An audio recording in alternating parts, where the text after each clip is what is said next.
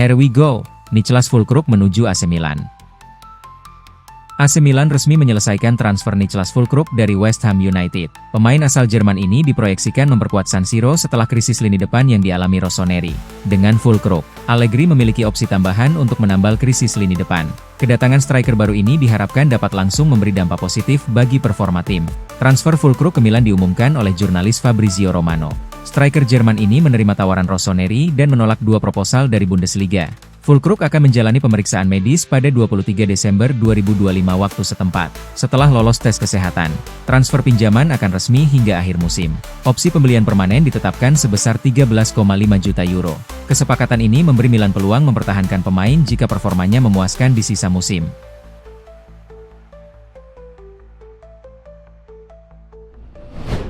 Deja vu di Milan, Theo Hernandez buka suara soal kontrak Mike Maignan.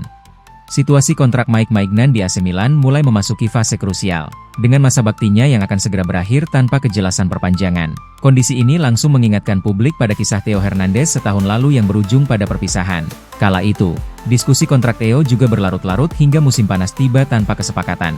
Narasi di media berkembang serupa, dengan tudingan bahwa permintaan sang pemain dianggap terlalu tinggi oleh manajemen. Theo Hernandez menegaskan bahwa kepergiannya dari AC Milan sama sekali bukan karena keinginannya sendiri. Bek kiri asal Prancis itu menyebut prioritas utamanya selalu bertahan dan melanjutkan karir bersama Rossoneri. Ia juga membantah keras narasi yang menyebut dirinya menuntut gaji tidak masuk akal demi perpanjangan kontrak. Menurut Theo, berbagai isu yang beredar di publik tidak mencerminkan kenyataan yang sebenarnya terjadi di balik layar. Tekanan internal klub menjadi faktor penentu dalam keputusannya hengkang ke Al Hilal. Theo mengungkap bahwa ia berada dalam posisi sulit ketika manajemen memberi ultimatum terkait statusnya di skuad. Tidak pernah. Prioritas saya adalah untuk tetap tinggal. Mereka mengatakan saya meminta angka yang tidak masuk akal untuk perpanjangan kontrak. Bahwa saya mendesak untuk transfer. Semuanya salah, tegasnya dalam wawancara pada Gazzetta dello Sport.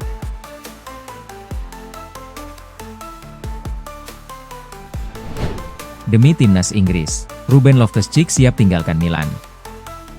Demi panggilan timnas Inggris, gelandang AC Milan, Ruben Loftus-Cheek tidak menutup kemungkinan untuk meninggalkan San Siro di bursa transfer Januari. Masa depan Ruben Loftus-Cheek bersama AC Milan kini tengah berada dalam ketidakpastian setelah sang pemain dikabarkan mulai mempertimbangkan opsi untuk hengkang pada jendela transfer Januari mendatang. Keputusan ini muncul seiring dengan keinginan sang pemain untuk mendapatkan menit bermain reguler agar bisa meyakinkan pelatih tim nasional Inggris, Thomas Tuchel, guna membawanya ke ajang Piala Dunia 2026 yang akan datang. Sejumlah laporan di Italia menyebutkan bahwa agen dari mantan pemain Chelsea tersebut sudah mulai menjalin komunikasi dengan beberapa klub potensial, termasuk adanya ketertarikan dari Lazio dan Napoli.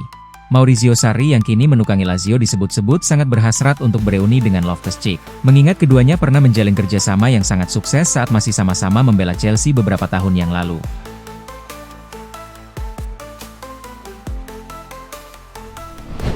Max Allegri minta Milan datangkan Weston Kenie dari Juventus.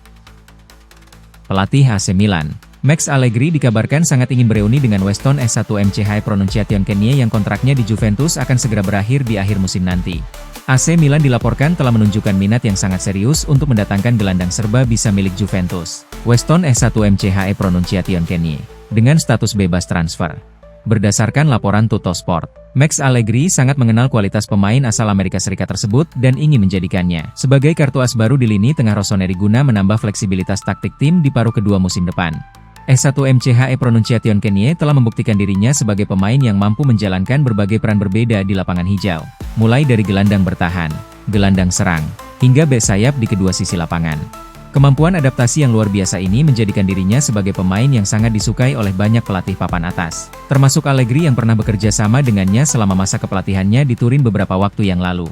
Masa depan S1 Pronunciation Kenie di Juventus saat ini masih belum menemui titik terang karena kesepakatan mengenai perpanjangan kontrak belum juga tercapai antara sang pemain dengan jajaran manajemen klub berjuluk Sinyonya Tua.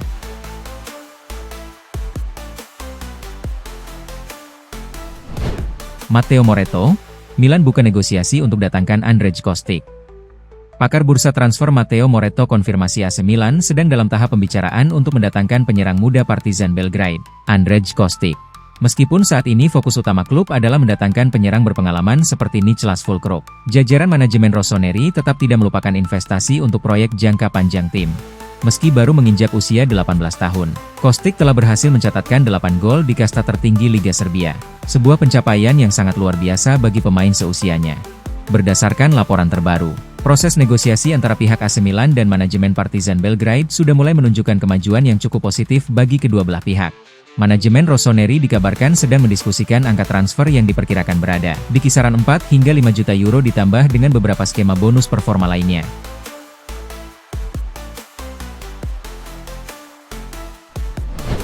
Joe Gomez kembali masuk dalam rencana transfer AC Milan. Bek Liverpool, Joe Gomez dikabarkan kembali masuk dalam radar AC Milan. Namun Arne Slot dilaporkan masih belum yakin melepas sang pemain Januari nanti. Perburuan ini dinilai cukup sulit karena Rossoneri menetapkan parameter yang sangat ketat, di mana mereka hanya mencari pemain berkualitas namun dengan biaya perekrutan yang rendah. Laporan terbaru dari Milan News menyebutkan bahwa nama Joe Gomez kini mulai naik daun, kembali sebagai opsi yang lebih menjanjikan untuk memperkuat proyek jangka panjang klub. Meskipun nilai pasarnya yang mencapai 15 juta euro dianggap melampaui anggaran ideal Redbird di musim dingin, Gomez tetap dipandang sebagai investasi yang jauh lebih baik.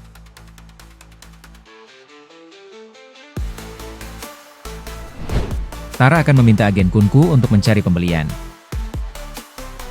Menurut Daniel Longo dari CalcioMercato.com, pertemuan langsung antara agen Superpini Zahavi dan Iglitare dijadwalkan sebelum akhir tahun. Pertemuan yang telah lama direncanakan ini akan membuka beberapa jalan untuk diskusi, baik saat ini maupun di masa mendatang. Yang dipertaruhkan adalah masa depan Robert Lewandowski, target yang sulit, beberapa talenta muda, dan Nkunku. Situasi penyerang Prancis itu khususnya akan menjadi perdebatan hangat dan dapat mengubah banyak hal. Setelah bergabung dengan Milan di tahap akhir jendela transfer musim panas, lalu dari Chelsea dengan harga 38 juta euro ditambah 4 juta euro dalam bentuk bonus, Nkunku menunjukkan performa yang jauh di bawah ekspektasi. Selain minimnya gol yang dicetak, penurunan performa pemain ini tampak sangat jauh berbeda dari penampilannya di RB Leipzig. Menurut laporan, sang pemain tidak bahagia. Dan hal yang sama juga berlaku untuk klub dan Massimiliano Allegri. Kepergian lebih awal bukanlah hal yang mustahil saat ini, Nkunku tersedia untuk dijual, dan tawaran akan dipertimbangkan.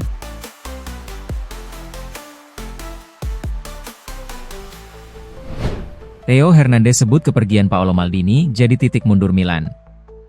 Theo Hernandez bicara mengenai pemecatan mendadak Paolo Maldini di tahun 2023, yang menurutnya menjadi titik balik negatif bagi perjalanan AC Milan.